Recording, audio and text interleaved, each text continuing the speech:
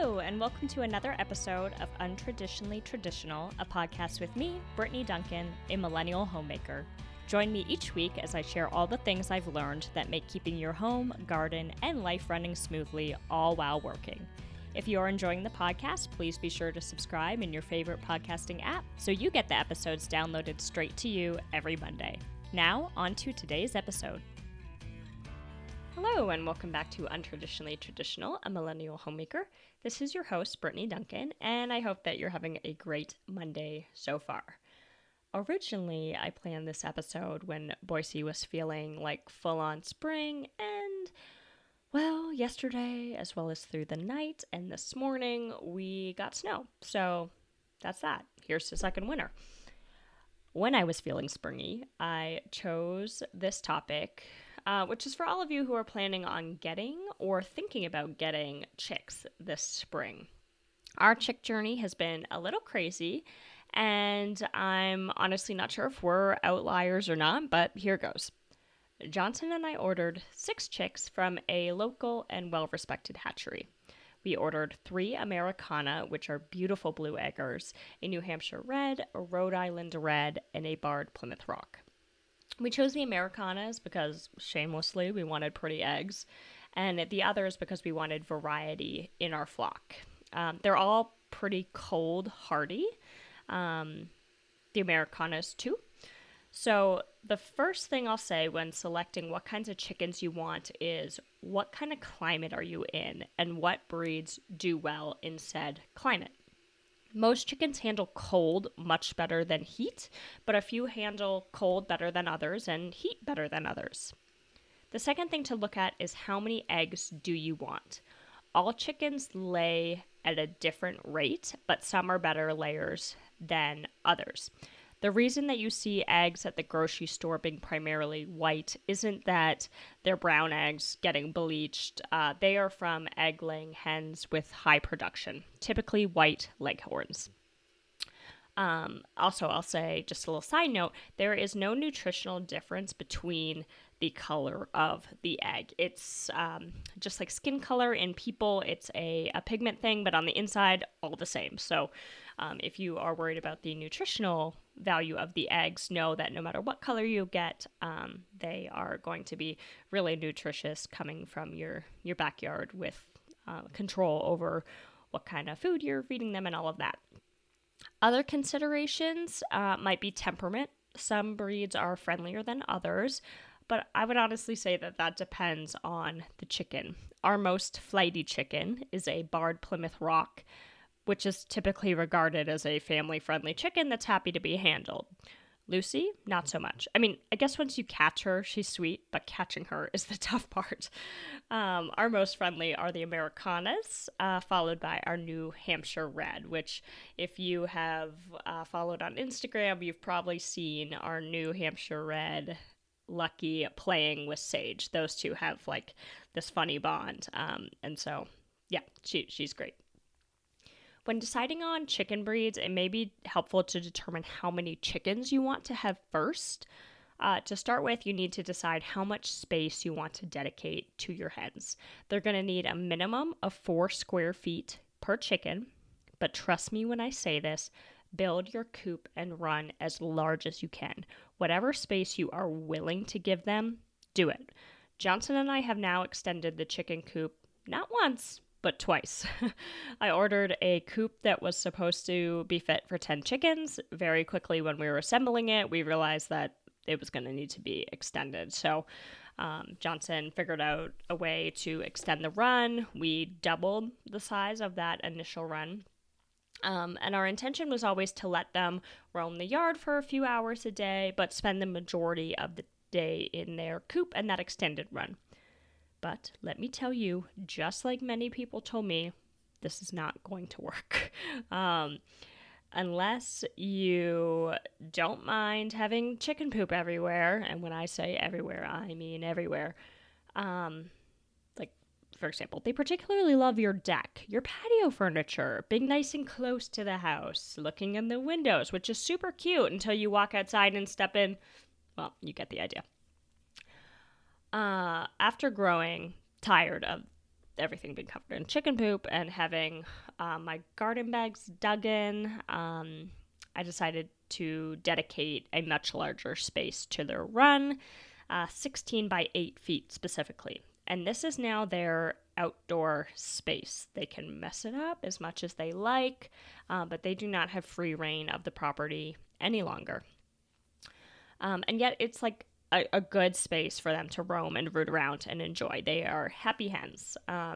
So know what you're going to give them in terms of space. Know too, when you're making this decision, some considerations are that like whatever space you give them, any grass that was in that space is going to be killed in approximately 2 days.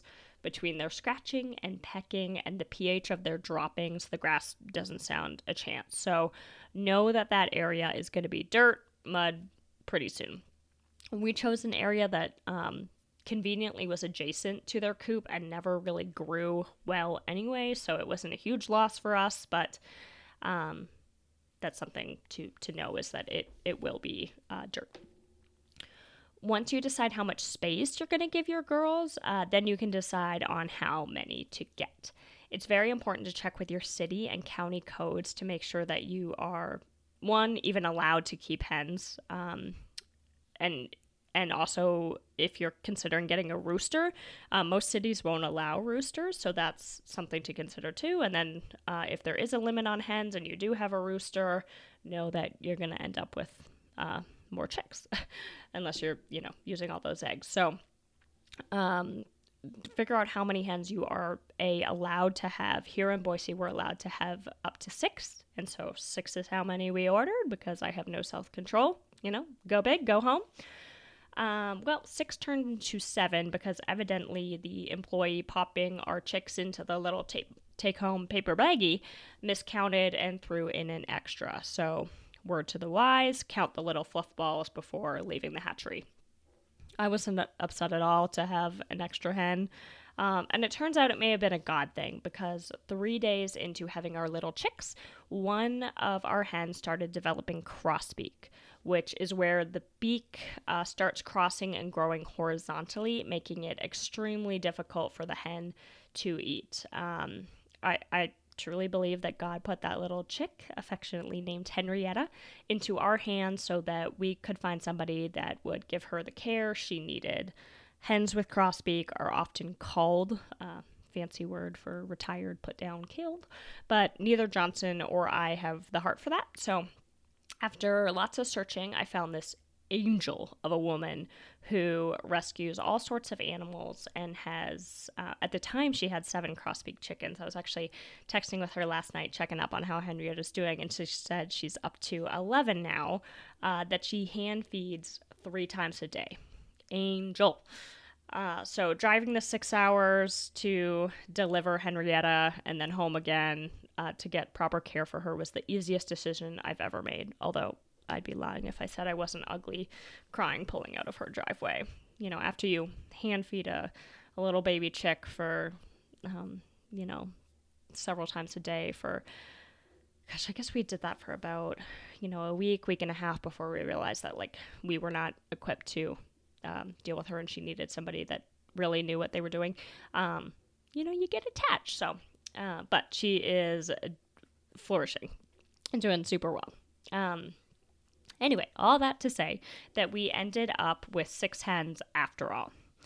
Make sure that you give your chicks a good look over before you leave the hatchery. I know it can be kind of overwhelming. There's a lot of people, a lot of birds, all the things, but you want to do this. Make sure that they can stand. Does their beak look aligned? Are their eyes clear? Are they chirping and energetic? Henrietta's crossbeak didn't present until she was 3 days old, but it certainly doesn't hurt to give your hens a once-over. A big takeaway that I want you to consider is your heart posture and ability to deal with sickness, disabilities, and death of animals, because in just shy of a year of owning our girls, we have been presented with all 3 in 3 different hens, which is honestly something I didn't expect. All are hard to deal with, especially if you're an animal lover. time consuming, potentially costly, and it's just hard. So I wouldn't trade having hens, but I just want y'all to know that you should go into it expecting your hens to get sick, get scratched up. They may develop a pecking order and beat up on one pretty badly. I say this not to scare you, but just to be aware. They are certainly a responsibility, so just make sure you're ready for it.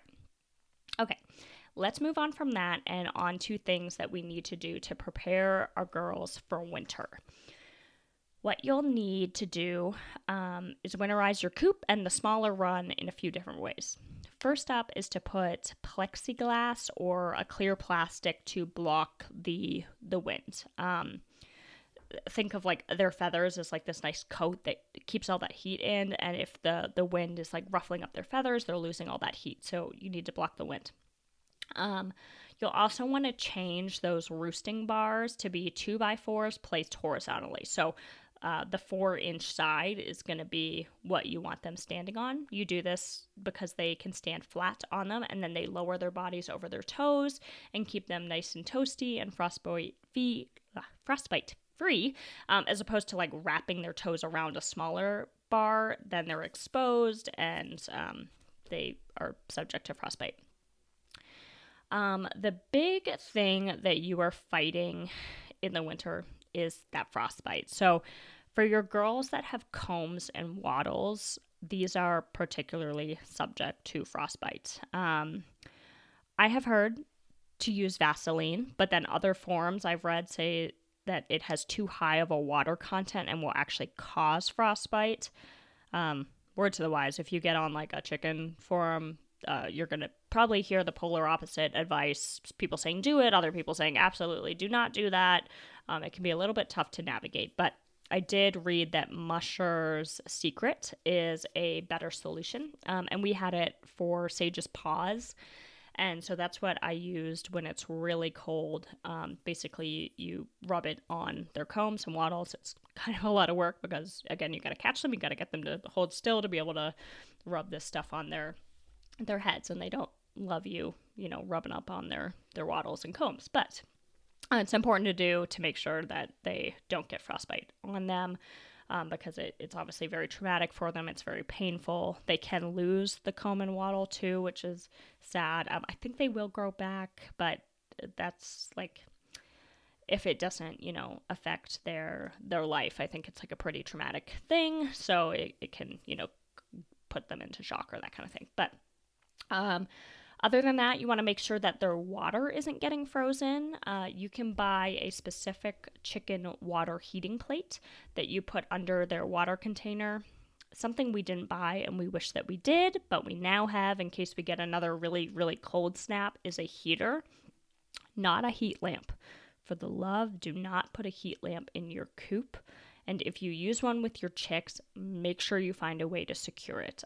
We had it screwed into the wood, and then we had a wire chain attached to it as a backup. Basically like 2 forms to make sure that that thing did not fall and then get in those wood chips and start a fire. Chickens are super flighty. They are hopping all around. The chances of them like knocking it with a wing or something and knocking it off of whatever you have it clipped to are very high. So just be aware of that. If you're going to use one, like, definitely do not put one in your coop when they're full size. In the brooder, if you use it, just make sure you really have it like secured and then have a backup. What we have in lieu of that is a heating plate. It's specifically made for chickens and coops.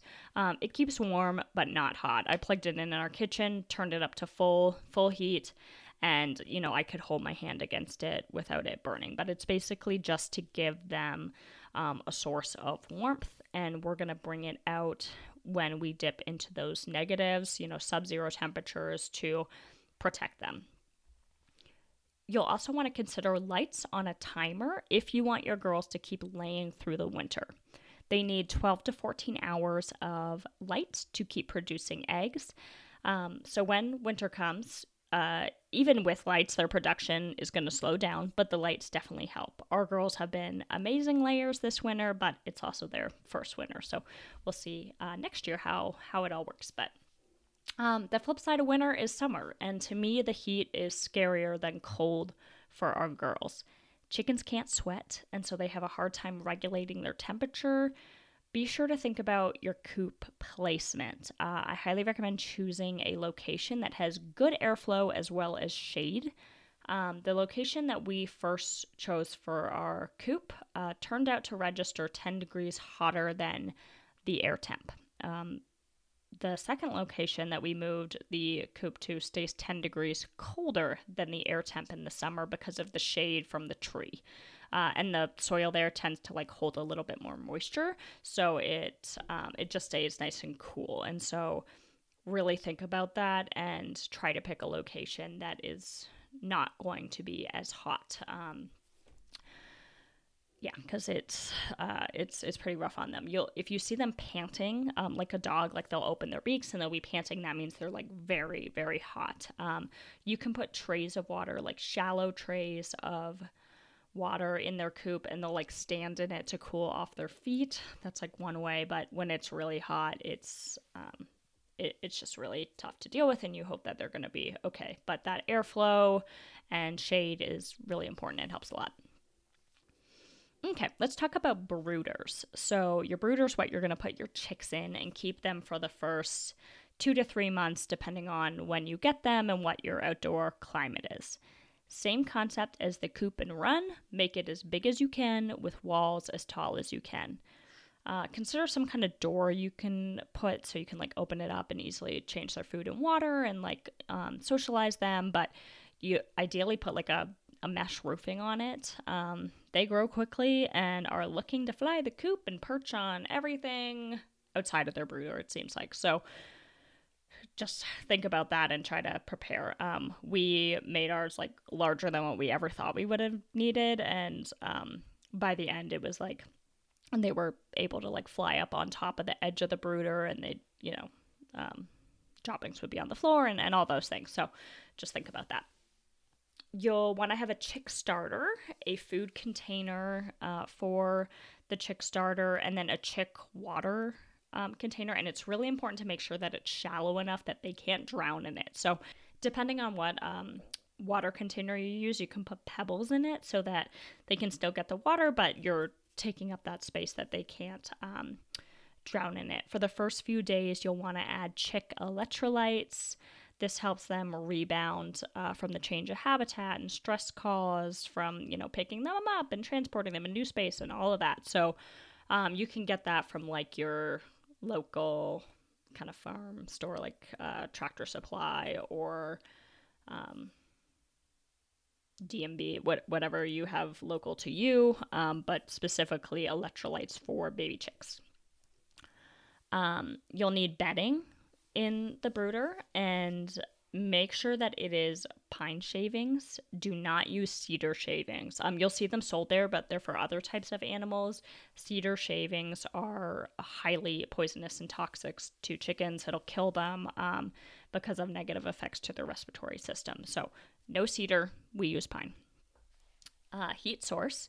We had a heat lamp, as we mentioned earlier, but also had a brooder plate, which is essentially a heating plate that's on pegs that can be raised as they grow so that they can get underneath it and stay warm, much like cuddling up underneath mother hen. I recommend having both because at different points they would use one over the other. With the heat lamp, if they are cuddled together directly under the heat lamp, probably means that they're cold and it needs to be lowered a little bit. And then opposite of that, if they're in the corners and like away from the light, it means it's too hot and you need to raise it. So they'll kind of tell you what they're feeling. If you look at their body language, make sure that you use a red bulb, not a white. But that's more or less what you need for the heat lamps. When they're little, you'll want to spend time with them, talk to them so they get to know your voice, hold your hand out and let them eat from it, hold them and socialize them. It's important if you want friendly chickens. And the last few things. Okay, so I recommend purchasing a few things to have on hand just in case. Think of this as a medicine cabinet, but for your hens. And I'll have links to all this stuff in the show notes in case you have trouble finding it. AHS, or Avian Health Shake, is a very fine food. It's packed with nutrients and medicinal herbs that can be mixed with water to make a mash, or like diluted pretty thin to be syringe fed if needed. Along with that, I recommend getting a small syringe that you could use for chicks or a chicken. We use this with Henrietta, but we did not have it on hand, and so I needed to order it and wait for shipping, and it was like a stressful time. So we now have it on hand in case we need it. Hopefully you never have to use it, but these are things that I think are important just to have for the peace of mind in your medicine cabinet for your chicks. The other thing is TiaGuard, which is a medicine used to treat dysentery and pneumonia, as well as other respiratory issues in swine and birds. Chickens are really susceptible to respiratory illness, think the bird flu, and other things. So it's important to have this medicine on hand. If one of your hens gets sick, you'll separate her, kind of like quarantine, treat her, but then you're also going to treat the remainder of the flock to prevent the spread until she's better. Typically 7 to 10 days is kind of the quarantine period until it's safe to return a hen to the flock. We have had to do that, so also keep in mind that you might need to bring a chicken into your house for 7 to 10 days, and how are you going to do that? We talked about Musher Secret for protecting the comb and wattles in frostbite. I only put it on if it's like sub-zero temperatures, so, do it that way you will. The other thing is cornstarch or styptic powder, which is kind of like a quick clot. This is for bleeding. You'll want to get any wound on a head to clot quickly.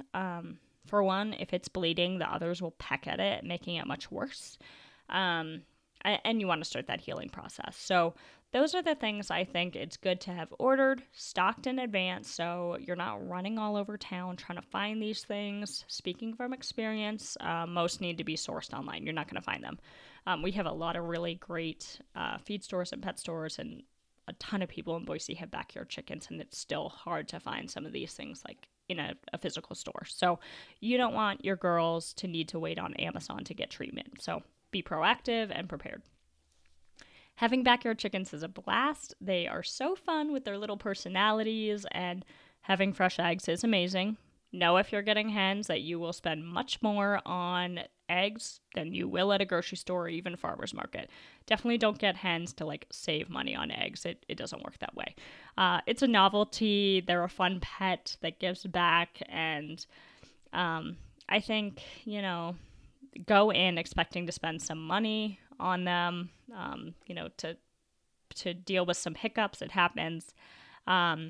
Whatever they're eating, it affects the quality of the egg. So, you might be spending more on food. We source a local GMO-free feed that's, it's actually pretty reasonably priced, but it may be more expensive in other areas. So getting that high-quality food is going to be worth it for the nutritional benefits to your girls, but also your eggs in the long term. Okay, so that's it on chickens for now. Follow me on Instagram at untraditionallytraditionalpod to see pictures and videos of our chicken, garden, and home. Thank you for listening to this episode of Untraditionally Traditional. If you enjoyed the podcast, please share it with those special people who would love it too, and write a review. For more tips and photos of my home and garden, follow Untraditionally Traditional Pod on Instagram. Until next week, let's continue to make our homes places of joy and service to ourselves and those we share them with.